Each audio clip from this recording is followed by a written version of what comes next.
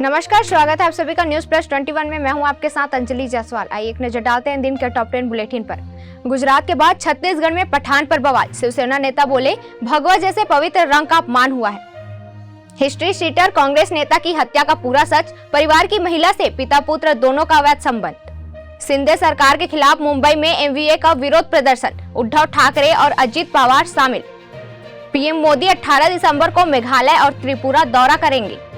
Supreme court ने खारिज की बिल्किस बानो की रिव्यू पिटीशन। 11 दोषियों की रिहाई को दे दी चुनौती। श्रद्धा मर्डर केस में आफ्ताब पूनावाला को वीडियो कॉन्फ्रेंस के जरिए कोर्ट में पेश किया जाएगा। तेलंगाना में एक घर में भीषण आग लगी, पूरा परिवार जिंदा जला, 2 बच्चे भी शामिल। रूस ने यूक्रेन पर एक ही दिन में 70 मिसाइलें दागी। 297 दिनों में यह सबसे बड़ा हमला। भारत बांग्लादेश टेस्ट सीरीज का पहला मुकाबला चट्टोग्राम के ज़ुहूर अहमद चौधरी स्टेडियम में खेला जाएगा। मिशन मजनू का टीजर रिलीज हुआ। रॉ एजेंट बनकर देश की हिफाजत करेंगे सिद्धार्थ मल्होत्रा। ऐसी तमाम जानकारियों से लगातार अपडेट रहने के लिए देखते रहिए न्यूज प्लस 21, आपके हक की बात।